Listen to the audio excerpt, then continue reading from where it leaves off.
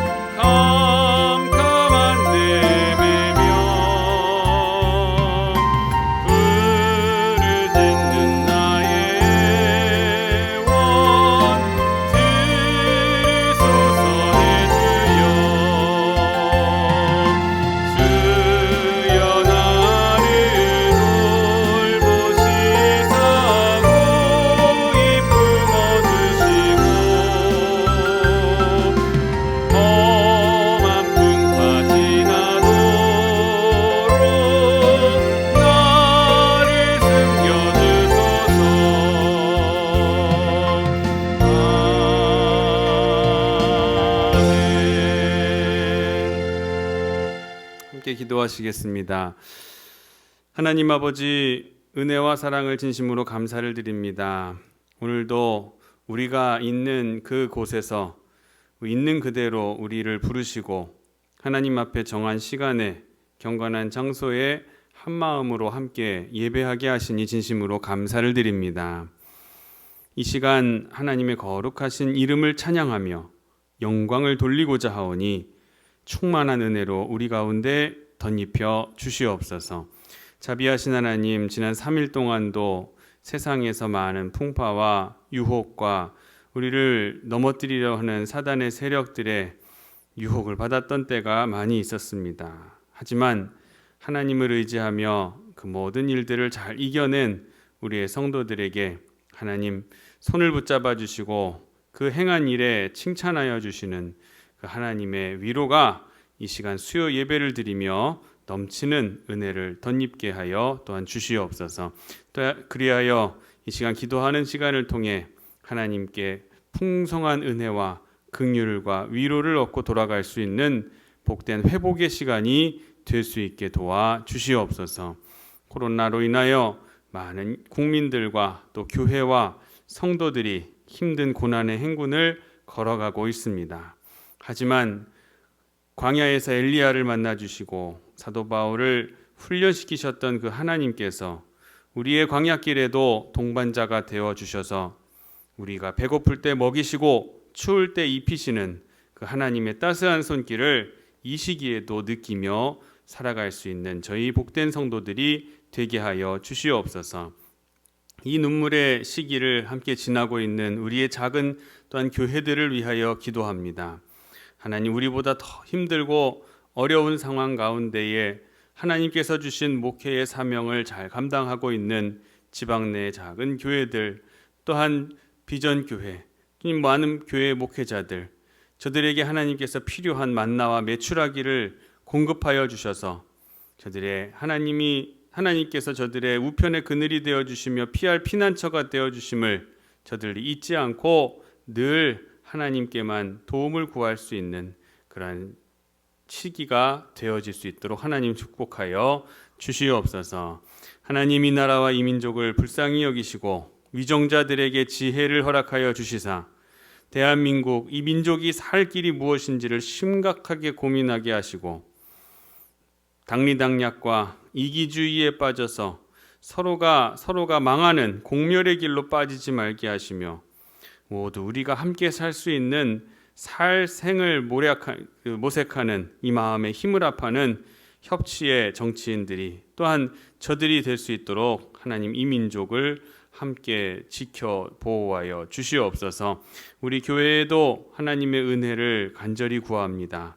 성도들의 눈과 귀, 몸과 마음들이 하나님을 향해 집중하게 하시고 그 말씀을 통하여 우리의 위로를 얻게 하시며 한 영혼을 위하여 또한 구령에 불타는 마음을 가지고 또한 헌신하는 우리의 심령들이 되게 하여 주시옵소서. 그런 영혼 구원의 사역을 위해 우리 교회 교육관 건축을 지난주에 의결하게 되었음을 감사드립니다. 이를 계기로 우리가 다음 세대를 위하여 교회를 세우고 또 부흥시키는 일에 하나님께서 하실 부흥의 일에 우리도 참여할 수 있는 복된 참여의 기회가 될 수 있게 하여 주시며 이 교회의 제2의 부흥의 기회가 될 수 있는 또한 일에 우리도 소망을 품게 하여 주시옵소서.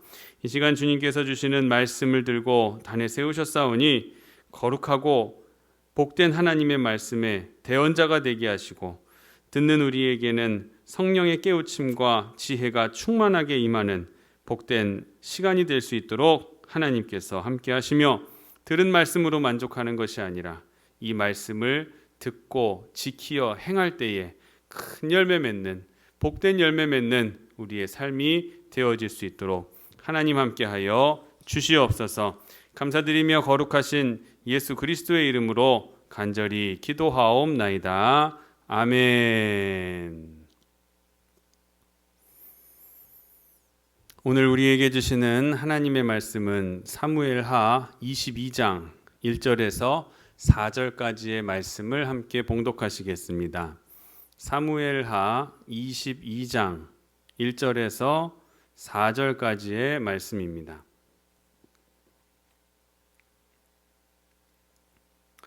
봉독해드리겠습니다. 여호와께서 다윗을 모든 원수의 손과 사울의 손에서 구원하신 그날에 다윗이 이 노래의 말씀으로 여호와께 아뢰어 이르되 여호와는 나의 반석이시요 나의 요새시요 나를 위하여 나를 건지시는 자시요 내가 피할 나의 반석의 하나님이시요 나의 방패시요 나의 구원의 뿌리시요 나의 높은 망대시요 그에게 피할 나의 피난처시요 나의 구원자시라 나를 폭력에서 구원하셨도다.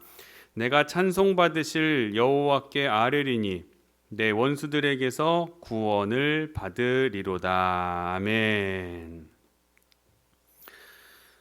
오늘도 영상으로 드려지는 수요 예배에 함께 하시는 사랑하는 성도 여러분들을 주님의 이름으로 사랑하고 축복합니다. 계속해서 사무엘하 말씀을 우리가 함께 나누고 있습니다. 지난 시간에는 블레셋의 침공으로 인해서 전쟁이 벌어지게 되었죠.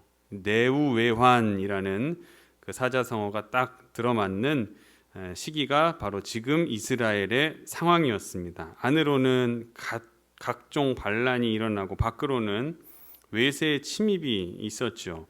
그런 블레셋에게 거인족을 앞세워서 이스라엘을 쳐들어왔지만 다윗의 용맹한 군사들이 저들을 방어하는 데만 그쳤던 것이 아니라 적진 깊은 곳까지 진군해서 완전한 승리를 쟁취하게 되었습니다. 그러면서 네 가지를 말씀을 드렸습니다. 첫째, 블레셋과의 치열했던 전쟁 속에서 다윗을 구해주신 하나님, 그 주님께서는 영적 전쟁에서 피곤해져 있는 우리의 손을 또한 잡아주신다는 것이에요. 전쟁이 지속되다 보니까 그러다 보면 자칫 피곤해져서 위기를 맞게 될 수도 있지만 걱정하지 마시기를 바랍니다. 하나님께서는 우리의 피곤해진 손을 반드시 잡아주실 것이에요. 코로나로 인해서 누적된 스트레스로 인해서 터져버릴 것 같은 우리의 손도 반드시 하나님께서는 잡아주실 것을 믿으시기를 바랍니다. 둘째로 우리는 끊임없는 전진을 통해서 영적 전쟁에서 승리를 이끌어야 한다라고 말씀을 드렸어요. 침략받은 데에 대한 방어 정도가 아니라 그 방어를 시작으로 해서 블레셋 적들의 중심부까지 치고 올라가 완전한 승리를 쟁취했던 다윗의 용맹한 군사들처럼 우리를 괴롭히는 문제와 대적을 막아내기만 급급한 것이 아니라 그 시험과 문제의 근원이 되는 뿌리를 뽑아버리는, 사단을 대적해 갈 수 있는 능력 있는 군사들이 되시기를 간절히 바랍니다. 세 번째는 우리가 협력할 때 이길 수 있다고 했습니다. 혼자 이기지는 못했지만 세 겹줄은 쉽게 끊어지지 않는다고 했던 말씀 기억하시고, 난 혼자가 아니다, 난 외롭지 않다, 함께 싸우는 이들이 있다, 내게 가족이 있고 동역자가 있고 그래서 함께 극복해 나갈 것이다 라는 말씀의 교훈으로 우리의 위로를 삼으시라 말씀드렸습니다. 마지막으로 우리는 이 세상을 비추는 예수 그리스도의 빛의 반영체들이다 라는 것 잊지 마시고, 오늘도 계속되는 이 끊임없는 영적인 전투 속에서 예수님의 손에 직접 뽑힌 군사가 돼서 항상 용기를 다하여 주님의 일에 매진해 나갈 수 있는 주님의 성도들이 되시기를 주님의 이름으로 간절히 축원합니다. 자, 우리가 사무엘하를 계속 살펴보면서 상식적으로 참고하면서 읽어야 될 부분이 있습니다. 설명드릴 것이 있어요.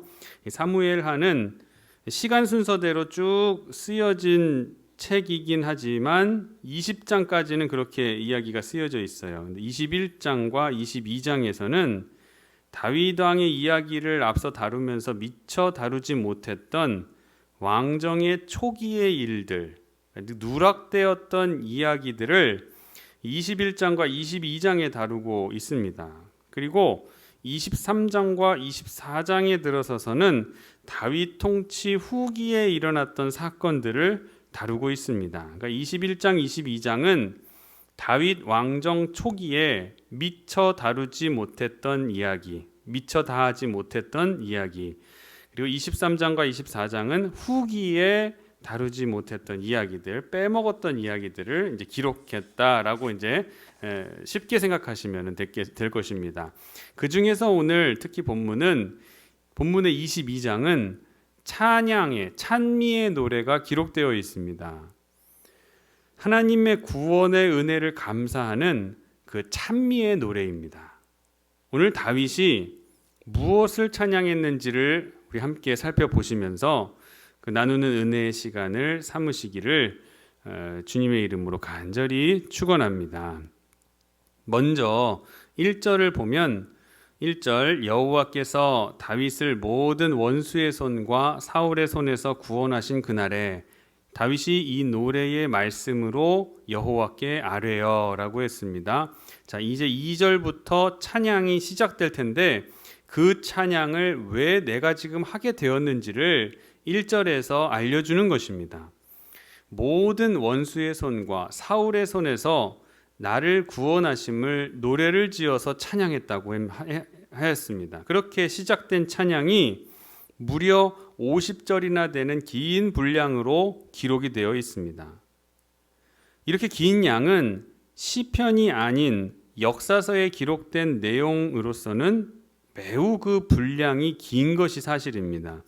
우리는 여기서 다윗이 자기를 구원해 주신 그 하나님을 향해 가졌던 감사와 찬양의 마음이 얼마나 크고 감격스러웠던 것인지를 짐작해 볼 수가 있는 것입니다. 그만큼 많은 분량을 할애했다라는 것은 그만큼 중요한 일이고 이것을 가장 하나님께 찬양할 것이 이만큼이나 많다라는 것, 그 마음을 짐작해 해준다는 거죠. 다윗의 일생을 보면은 그의 삶은 대적들과의 싸움으로 생사를 넘나드는 파란만장했다라는 그 삶 자체였습니다. 만일 다윗의 일생 어느 한 부분에서라도 하나님이 함께 하시면서 구원해 주시지 않았더라 한다면 다윗은 이스라엘의 왕이 되는 것은 고사하고 자기 생명마저도 그대로 부지할 수 없었을 것입니다.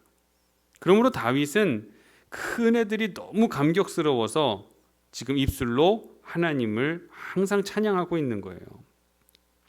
하지만 사랑하는 성도 여러분, 다윗이 체험했던 것과 같은 하나님의 구원과 사랑의 은혜는 비단 다윗 한 사람에게만 주어진 은혜가 아닙니다.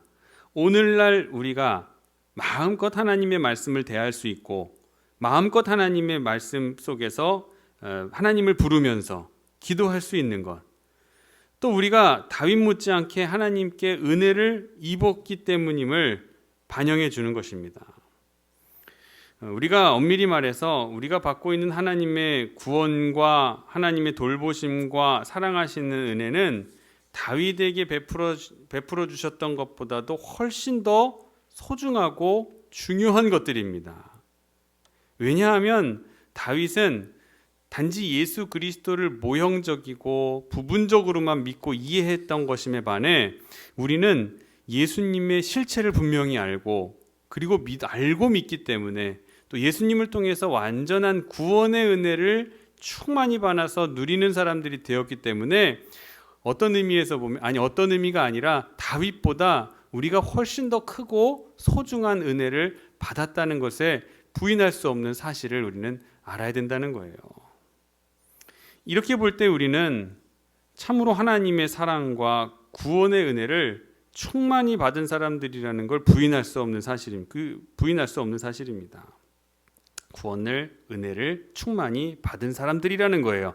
그러므로 사랑하는 성도 여러분, 여러분께서 그 은혜를 기뻐하고 또 감사하는 마음을 가지고 계시다면 항상 하나님을 향해서 감사와 찬양을 드리시기를 바랍니다. 하나님의 은혜를 깊이 체험한 성도의 입에서는 감사와 찬양이 끊이지 않게 되기 마련입니다. 예수님께서 이적을 베푸셔서 그의 병을 치료해 주시고 구원해 주신 문둥병자 한번 생각해 보세요. 그 사람은 예수님에게로부터 아무에게도 하지 말아라 이런 당부를 듣고 갔지만 자기가 겪은 이 치료의 이 일을 그 온 동네에 다 알렸습니다. 예수님께서 함구하라고 하셨죠. 말하지 말아라. 아직 때가 안 된다. 아무것도 말하지 말라는 말씀을 듣고서도 그 소식을 알릴 수밖에 없었던 것은 주님의 뜻을 무시했기 때문이 아닙니다. 예수님께서 주신 은혜, 죄사함의 은혜, 내 건강을 회복시켜 주신 은혜가 너무나 고맙고 감격스러워서 그 일을 내 입 밖으로 고백하지 않고는 견딜 수가 없었기 때문이었어요. 우리가 잘 아는 찰스 웨슬리는 이러한 이 감격을 이렇게 고백을 했습니다. 만 입이 내게 있으면 그 입 다 가지고 내 구주 주신 은총을 늘 찬송하겠네.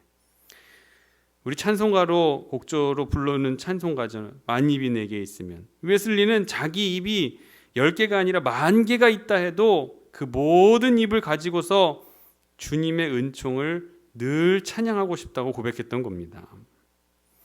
우리가 이처럼 하나님께 진심으로 감사하며 찬양을 드리게 될 때 하나님께서는 우리의 입술의 노래를 통해서 영광 받으실 것을 믿으시기를 바랍니다.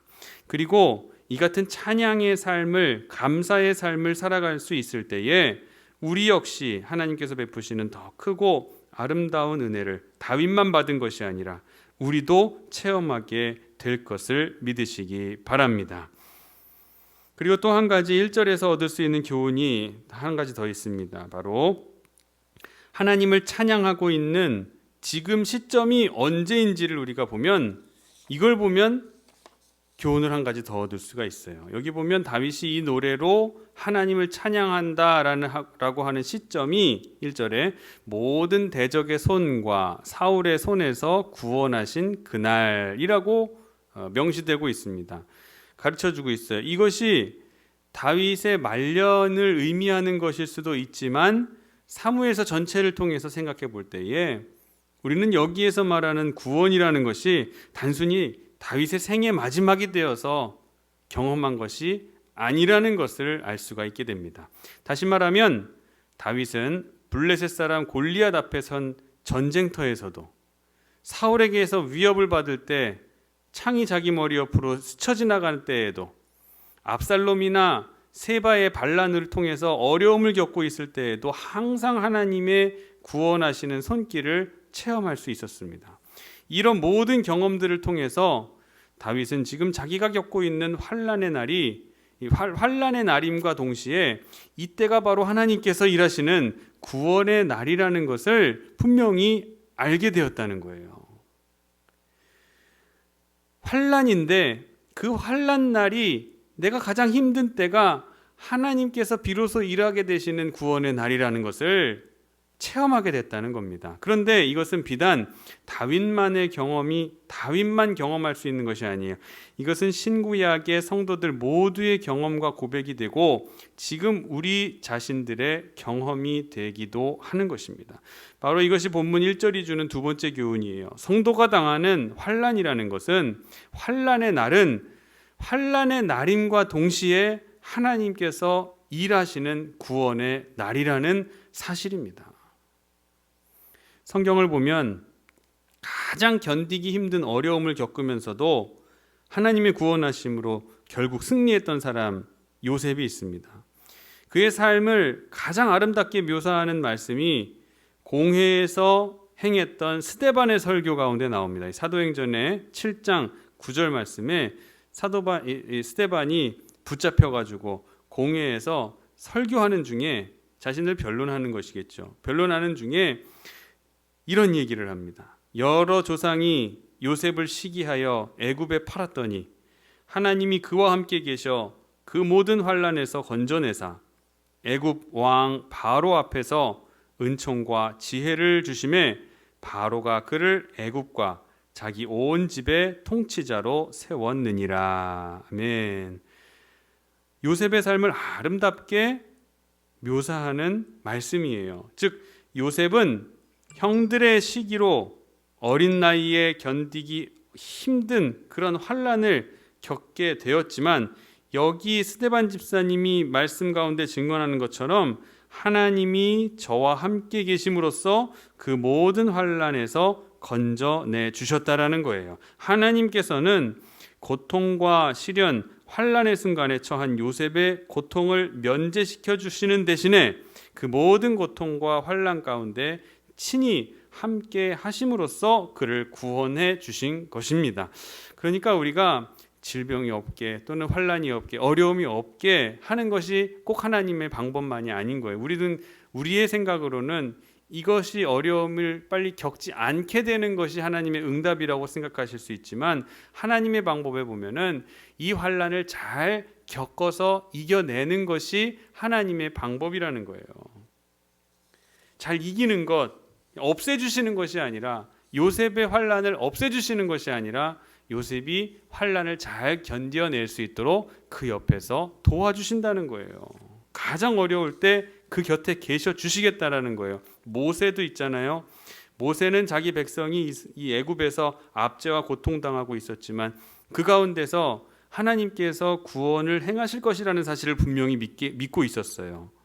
심지어 자기 앞에 홍해가 가로막혀 있고 뒤에는 애굽 군대가 쫓아오고 있고 주변에서는 이스라엘 백성들, 온 이스라엘이 다 나를 보면서 원망하고 불평하며 돌 던지려고 하고 있었는데 그 상황 또한 하나님께서 일하시는 구원했다라는 것을 알고 있었습니다. 그래서 그 앞뒤로 그리고 백성들조차도 나를 신뢰하지 못하는 그 상황 가운데에서 당당히 서서 이렇게 외칩니다. 출애굽기 14장 13절의 말씀이에요.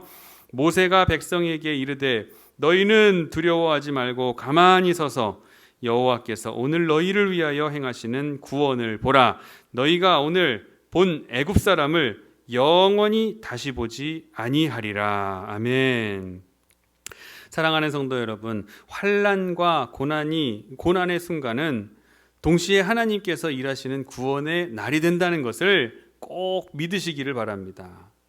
코로나19의 지금 상황이 환난이잖아요. 고난이잖아요. 우리 가정 경제를 위협하잖아요. 우리의 경제, 우리의 모든 것들을 우리의 입을 막아버리고 마스크로 다 입을 막고 다니게 하고 해버리고 그 어느 때보다도 우리를 어렵게 만드는 이 순간에 아이들은 학교들을 못 가고 어른들은 직장을 못 가고 일하던 곳에서 또한 일을 그만둬야 되는 이러한 위기 상황 가운데에서도 하나님께서는 일하시는 구원의 날이라는 것, 이것을 우리는 잊지 말아야 된다는 거예요. 이때가 바로 하나님께서 구원을 베푸시는, 우리 가정을 향한 이 환난과 어려움을 잘 견딜 수 있도록 도우시는 하나님의 손길을 붙잡을 수 있는 도움의 날이 된다는 겁니다.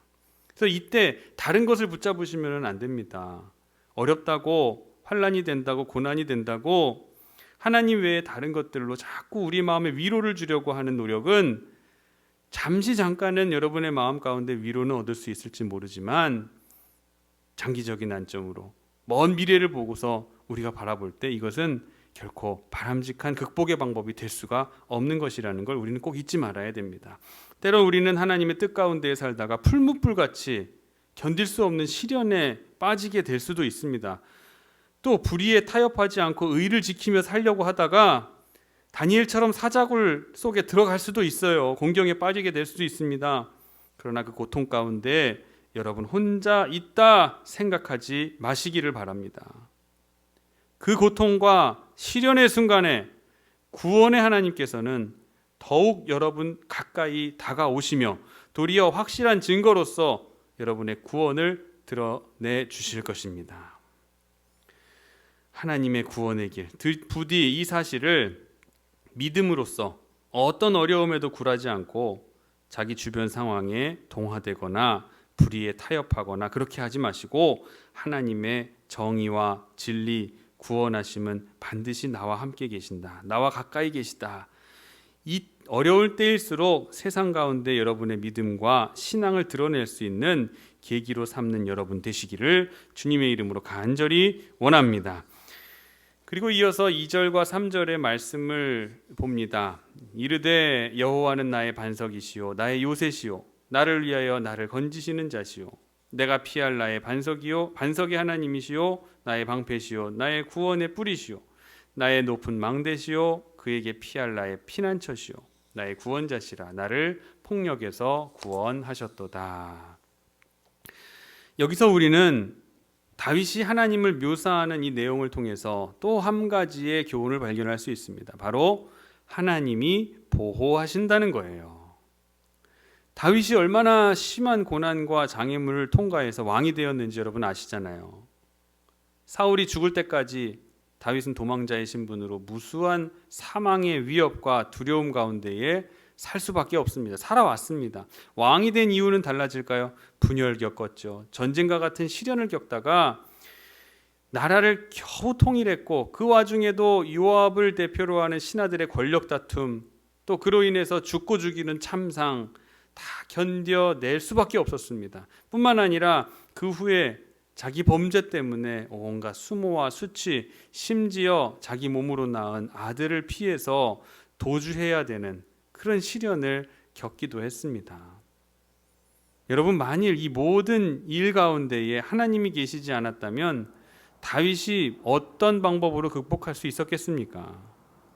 아마도 기억에도 존재할 수 없는 일개 목동으로 살다가 생을 마쳐 없어졌던지, 조금 인기를 누리다가 왕인 사울의 시기를 받아서 붙잡혀 처형을 당하던지, 설사 왕이 되었다 할지라도 온갖 위기와 시련 속에서 자기 왕 자리 지키기에만 급급한 그런 초라하고 불안한 인생을 살다가 생을 끝마쳐 버렸을지도 모릅니다. 그러나 다윗은 이스라엘의 모든 왕 중에 가장 위대한 왕이었고 모든 것에 부족함이 없는 풍족한 인생을 살아왔으며 성경 전체를 통틀어서 우리 앞에 가장 든든히 서 있는 믿음의 용사로 모두에게 기억이 되고 있습니다.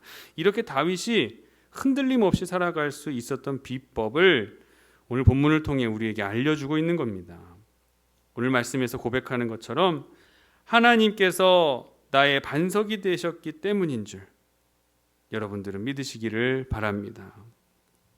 다윗이 모든 위기와 환난을 겪으면서 안전하게 있을 수 있었던 것은 하나님께서 다윗의 피할 요새와 바위, 방패와 높은 망대가 친히 되어 주셨기 때문이었습니다. 결국 하나님께서 그 모든 환난 가운데서 다윗을 건져 주셨고 안전하고 그리고 완전하게 다윗을 보호해 주신 것입니다. 성경에는 다윗 이외에도 여러 믿음의 사람들과 그들의 행적이 기록되어 있습니다. 그러나 그러한 그들 모두에게 하나님이 계시지 않았더라 한다면, 만약 하나님이 안 계셨다면, 하나님이 보호하지 않으셨다면, 피난처가 돼 주시지 않았다고 한다면 어떠했을까?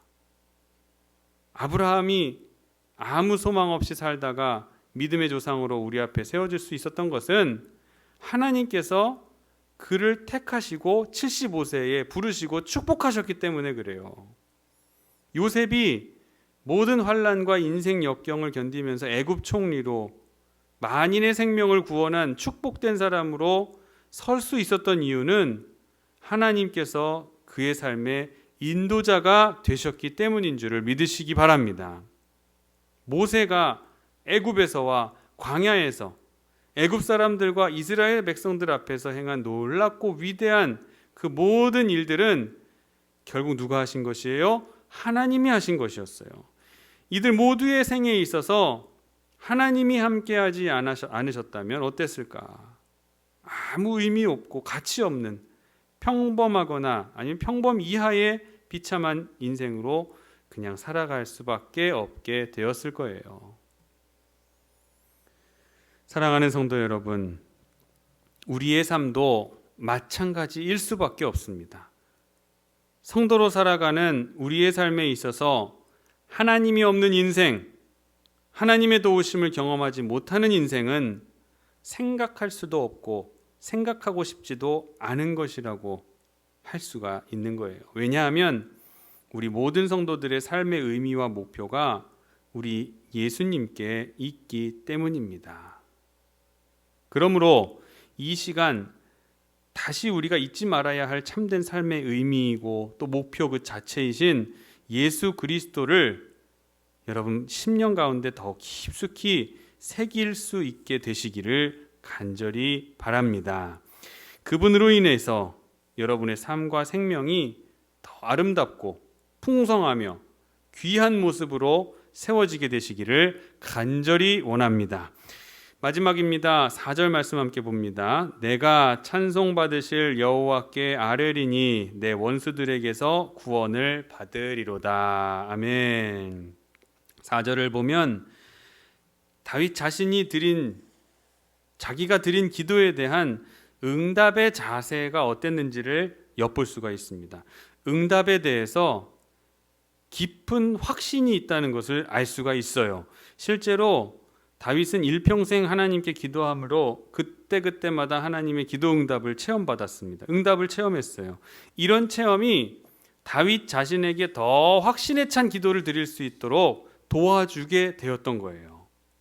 왜? 기도하면 하나님 들어주시고 그 들어주심으로 인해서 또 내 신앙이 성장하고 은혜가 풍성해졌어요.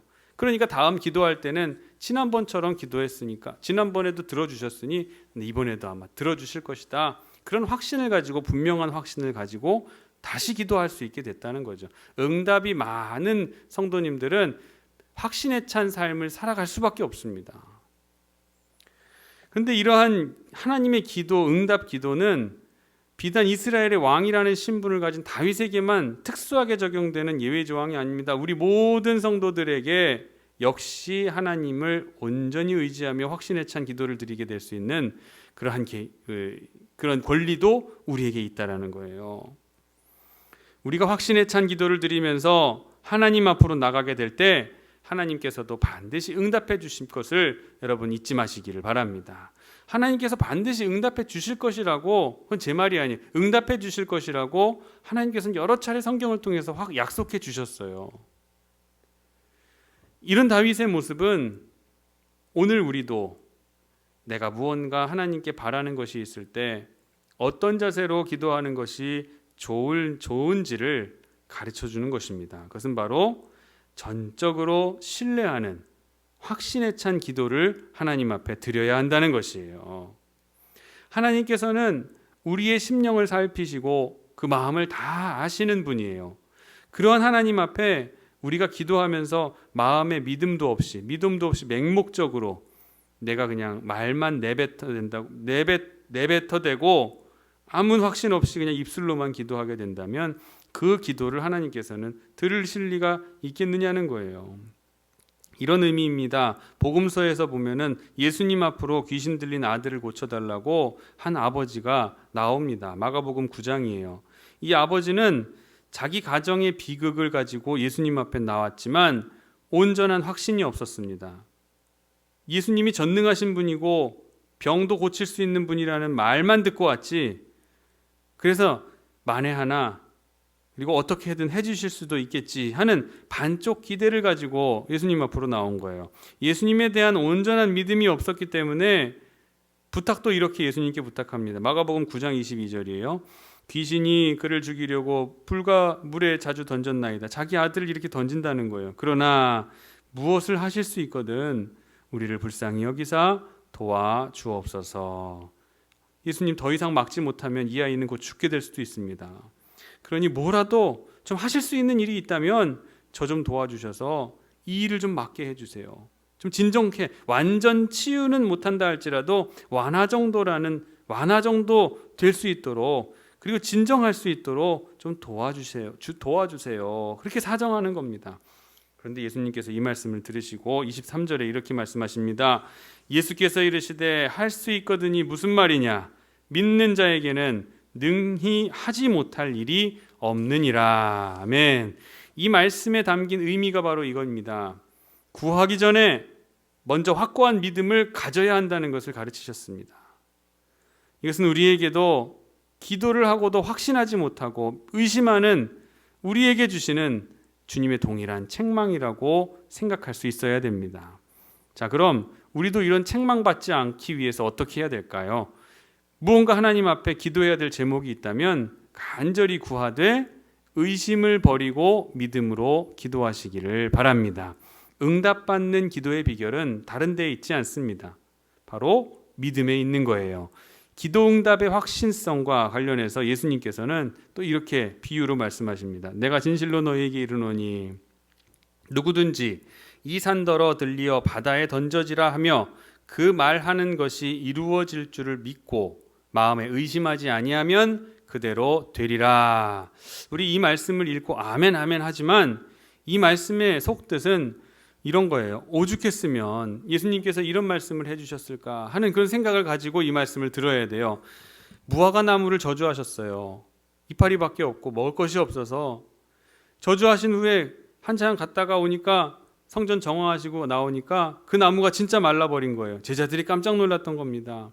나무 하나 마른 것 가지고 호들갑 떠는 수준의 제자들, 그 제자들에게 얘들아, 그 정도는 저 나무 하나 정도 마른 거는 믿음의 커다란 이 범주 안에서 보면은 점 하나 찍을 정도도 안 되는 것이란다.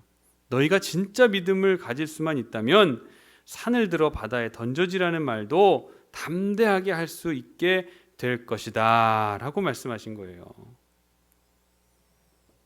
하나님께서는 당신의 백성들이 하나님을 믿기를 원하고 계십니다. 말씀이 좀 이상한가요? 우리 다 하나님 믿는 성도들인데 무슨 하나님을 믿기를 원하신다고요? 다 하나님 믿는 백성들이고 성도들인 것 같지만 그렇지 않습니다. 교회 다닌다고 해서 모두가 다 하나님 믿는 건 아니에요. 예수님 따라다니던 사람들 모두가 예수님의 제자들이 아니었었잖아요. 아니, 예수님의 제자라고 하는 사람도 예수님을 팔아넘겼잖아요. 제자라고 해서 모두가 다 예수님 믿는 사람들이 아니었다는 거예요. 교회 다닌다고 해서 모두가 하나님 믿는 성도가 아니라는 거예요. 그 중에는 구경꾼도 있고 방관하는 사람도 있고 천국 간다고 하니까, 교회 가면 천국 간다고 하니까 보험 드는 것처럼 교회를 다니는 사람들도 분명히 있어요. 오늘 예배를 드리면서 자기 자신을 한번 깊이 성찰해 보시고 되돌아보시기를 바랍니다.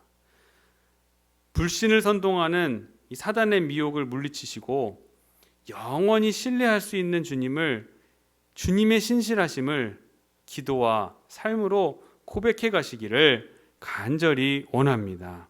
그러므로 사랑하는 성도 여러분, 부디 믿음으로 기도하면서 살아계신 하나님의 응답과 능력을 꼭 신뢰하시기를 바랍니다.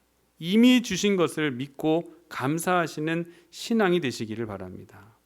그리할 때에 보이지 않지만 부인할 수 없는 하나님의 살아계심과 능력을 더욱 생생하게 체험할 수 있게 될 것이고, 하나님이 주시는 확실한 기도의 응답을 통해 더 풍성한 삶을 살아갈 수 있게 될 줄을 믿으시기 바랍니다. 말씀을 맺겠습니다. 오늘 다윗의 찬송이 담긴 시를 4절까지 함께 살펴보았습니다. 4가지 말씀드렸어요. 첫째, 은혜를 체험한 사람의 입에서는 찬양이 멈추지 않는다. 감사와 찬양이 멈추지 않는다고 했습니다. 기도할 때만, 예배 드릴 때만 찬송하고 기도하는 것이 아니에요. 언제나 고맙고 감사하다는 이 고백을 멈추지 않는 여러분 삶을 살아가시는 것이 진짜 은혜를 체험한 사람의 모습인 것이에요. 두 번째로, 그 고백을 다윗이 언제 했다고 했습니까? 다윗을 모든 대적의 손과 사울의 손에서 구원하신 그 날부터 시작됐다고 했어요. 성도의 환난 날, 우리가 어려움을 겪는 지금의 순간은 하나님께서 가장 바쁘게 일하시고 계시는 때입니다. 성도의 환난 날은 하나님께서 가장 바쁘게 일하시는 날이라는 거예요. 우리가 어려움을 당할 때 하나님은 비로소 일하시는 구원의 날이 되는 줄을 믿으시기 바랍니다. 세 번째로, 하나님의 도우심이 없다면 우리는 아무것도 아니라고 했어요. 하나님이 우리의 요새와 피할 바위, 높은 망대가 되어 주시기 때문에 그분께 피하는 것이 가장 안전하고 완전하게 보호받을 수 있는 유일한 방법이 되는 것입니다. 삶의 의미와 목표를 하나님께 두시기를 간절히 원합니다. 마지막으로 기도 말씀드렸습니다. 확신에 찬 기도가 확실한 응답을 가져다 준다고 했습니다. 내 원수들에게서 구원을 얻으리로다. 하나님을 믿으시기를 바랍니다. 믿음으로 기도하면서 살아계신 하나님의 응답과 능력을 체험하며 살아가시는 저와 여러분의 삶이 되시기를 주님의 이름으로 간절히 축원합니다. 기도하겠습니다. 하나님 감사합니다. 우리에게 찬양과 감사의 입술을 허락하셔서 우리로 하나님의 백성임을 스스로 증명하며 살아갈 수 있게 하시니 진심으로 감사드립니다. 평소 일상에서의 감사가 멈추지 않는 그러한 신앙인들로 살아가게 하여 주시옵소서. 잘 되는 날에도 감사, 안 되어 망할 때도 감사할 수 있는 신앙인의 성숙함을 지닌 우리들이 되게 하시고, 우리의 환난 날이 하나님의 일하심의 시작이 된다는 것을, 하나님께서 가장 바쁘신 날이 된다는 것을 잊지 않게 하여 주시옵소서. 하나님의 도우심이 없으면 우리는 정말 아무것도 할 수 없는 연약한 존재들일 뿐입니다. 우리의 도움, 피난처, 바위가 되시는 하나님을 언제나 의지하며 살아갈 수 있게 도와 주시옵소서. 코로나로 인해서 이렇게 영상으로 함께 드리는 이 예배가 빨리 대면 예배로 전환될 수 있게 도와주시기를 원합니다. 코로나라는 질병이 앞으로 잘 억제가 되어 우리가 이 질병에서 해방될 날이 속히 오게 하여 주옵시고, 그 어느 때보다도 힘든 시기이지만 우리의 마음은 그 어느 때보다도 하나님을 향하고 은혜를 사모하는 시간들이 될 수 있도록 주여 순간순간 우리의 마음을 붙잡아 주시옵소서. 우리의 마음의 중심에 있는 이 예배당을 잘 지키게 하시고 세워가는 이 기간이 되도록 주여 우리를 복되게 하여 주시옵소서. 건축을 위해서 기도합니다. 이제 우리에게 허락하신 바대로 추진해 가겠습니다. 이 태장교회라는 배의 선장이 되어 주셔서 암만을 향해서 이제 나아갈 수 있도록 하나님 도와주시옵소서. 남은 3일 동안도 주님의 은혜 안에 풍성함 누리는 이 말씀을 실천함에서 오는 귀한 은혜를 풍성하게 누리는 한 주간의 삶이 되기를 원합니다. 우리의 인생 가운데에 동반자가 되어주시고 우리의 의지가 되어주시며 또한 신뢰할 만한 분이 되어주시는 예수님만 믿고 기도하며 감사하며 진취적으로 나아갈 수 있는 신앙인들이 되게 하여 주시옵소서. 감사드리며 거룩하신 예수 그리스도의 이름으로 간절히 기도하옵나이다. 아멘. 우리 함께 찬송가 419장 함께 찬송하시겠습니다.